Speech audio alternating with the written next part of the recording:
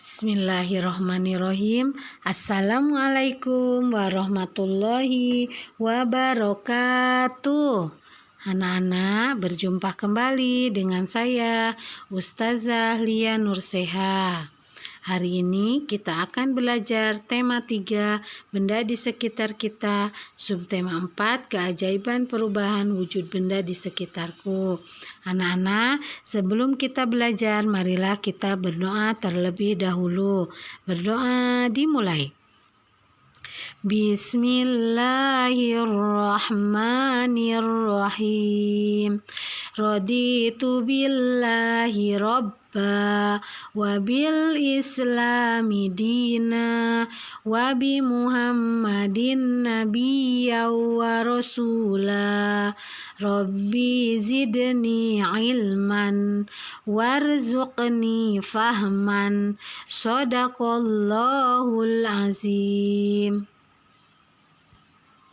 Anak-anak yang Ustazah sayangi, pada hari ini kita akan belajar Bahasa Indonesia KD 3.1 dan 4.1. Anak-anak, hari ini Ustazah akan memberikan sebuah tugas Bahasa Indonesia. Langkah-langkahnya tolong anak-anak perhatikan ya, yaitu menyusun informasi tentang perubahan wujud benda dalam bentuk bagan. Yang pertama, bacalah teks dengan cermat. Kedua, carilah informasi penting dari teks. Ketiga, susunlah informasi penting itu secara urut.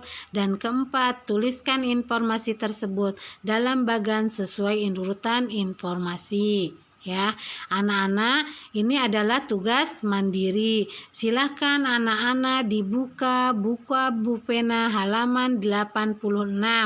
Ya, anak-anak dibaca teksnya kemudian kerjakan di buku pena halaman 86.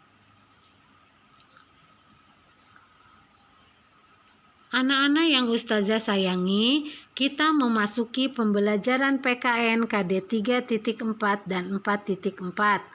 Pada PKN hari ini kita akan belajar tentang saling menolong orang lain. Saling menolong dapat menciptakan kerukunan dan mempererat hubungan pertemanan. Ya, anak-anak, Ustazah mau tanya nih, anak-anak pernah tidak menolong teman? Pasti pernah dong ya. Menolong itu dapat dilakukan kapan saja, di mana saja, dan terhadap siapa saja. Misalnya terhadap teman, terhadap adik, ayah, ibu, kakak, ataupun makhluk hidup lainnya. Contohnya seperti hewan, kucing. Misalnya ketika hujan deras, anak-anak melihat kucing yang kehujanan. Ya, maka anak-anak menolongnya dengan membawanya ke tempat yang lebih teduh, ya. Kemudian di sini Ustazah akan menyampaikan cara menolong orang lain atau sikap yang harus anak-anak lakukan jika menolong orang lain. Yang pertama, menolong orang lain harus dilakukan dengan tulus dan tidak terpaksa. Contohnya, ketika di kelas, ketika sedang belajar, ada temannya yang tidak membawa pensil. Nah, jika anak-anak membawa pensil lebih, silahkan. Boleh anak-anak atau harus memberikan pertolongan kepada teman yang tidak membawa pensil. Ya, ketika menolong itu harus dengan perasaan tulus, tidak terpaksa. Ya, sambil senyum, ya, bukan sambil marah. Kemudian memberikan pensilnya diberikan dengan tangan kanan, tidak dilempar. Kemudian, jika kita ditolong orang lain, sebaiknya kita mengucapkan terima kasih.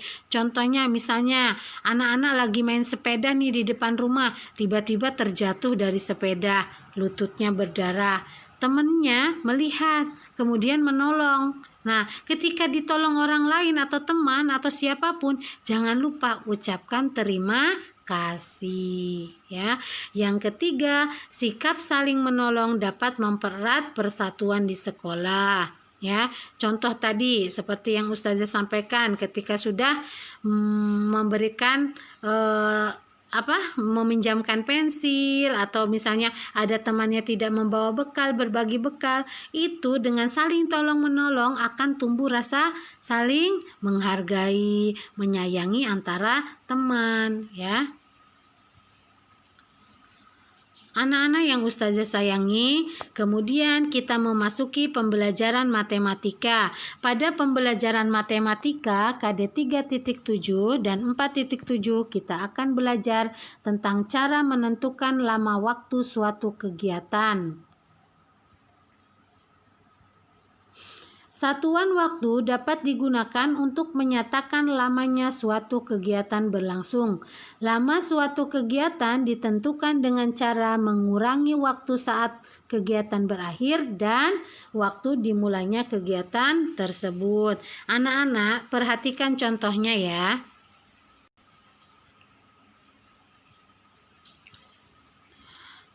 Contohnya, Lani mengamati sebongkah es pada pukul 8:15.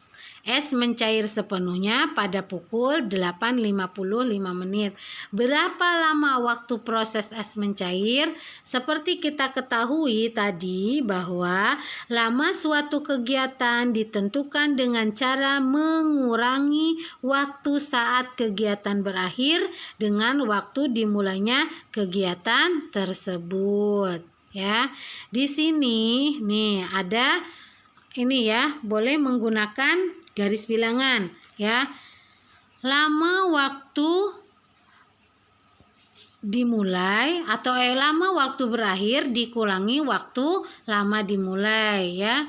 Jadi lama waktu es mencair seluruhnya 40 menit. Di sini waktu berakhirnya pukul berapa? Pukul 8:55 menit dikurangi waktu dimulai yaitu 08:15 menit. Jadi lama kegiatan atau lama waktu es mencair itu selama berapa menit? Selama 40 menit. Jadi jika ada soal ditanyakan lama waktu berlangsung, maka rumusnya waktu kegiatan berakhir dikurangi dengan waktu kegiatan dimulai ya. Begitu ya anak-anak ya. Untuk lebih jelasnya silahkan dibuka buku penanya ya. Kemudian untuk tugas matematika hari ini, anak-anak silakan dibuka buku pena halaman 89 ya. Di dalam buku pena tersebut ada soal, tapi Ustazah hanya minta nomor 2 saja dikerjakan. Nomor 2 terdiri dari soal A, B, dan C. Itu saja, silakan dikerjakan. Kemudian boleh di buku pena langsung atau di buku tulis, difoto, dikirimkan kepada Ustazah. Kemudian kita memasuki pembelajaran bahasa Indonesia KD 3.1 dan 4.1 ya. Cara membuat kalimat dari peristiwa perubahan wujud benda. Ya, kita dapat membuat kalimat dengan susunan yang benar. Kata-kata yang digunakan ditulis dengan ejaan yang benar. Contohnya bagaimana? Contohnya peristiwa perubahan wujud benda membeku. Penjelasannya, 1. Membeku adalah peristiwa perubahan wujud benda dari cair menjadi padat. Kedua, perubahan wujud benda membeku ini dapat dimanfaatkan dalam pembuatan es krim. Ketiga, Lani membuat es krim bersama ibu. Kemudian untuk PKN KD 3.4 dan 4.4 kita akan belajar tentang manfaat gotong royong dan saling menolong di masyarakat. Anak-anak sudah tahu belum apa sih manfaat gotong royong dan saling menolong di antara masyarakat? Ya, coba didengarkan ya dengan seksama. Yang pertama, dengan gotong royong akan menumbuhkan rasa toleransi antar warga masyarakat. Toleransi itu apa? Saling menghargai ya. Yang kedua, mempererat persaudaraan antar warga. Yang ketiga, membuat lingkungan rumah menjadi lebih menyenangkan, tidak membosankan ya. Keempat, menumbuhkan rasa persatuan di antara masyarakat ya. Itu adalah manfaat dari gotong royong dan saling menolong di masyarakat. Anak-anak yang Ustazah sayangi, demikianlah untuk pembelajaran hari ini. Semoga apa yang Ustazah sampaikan dapat bermanfaat untuk anak-anak semua. Ustazah tidak bosan-bosan selalu mengingatkan, jangan lupa selalu menjaga pola hidup yang sehat dengan rajin mencuci tangan dan istirahat yang cukup. Akhirul kalam, wassalamualaikum warahmatullahi wabarakatuh.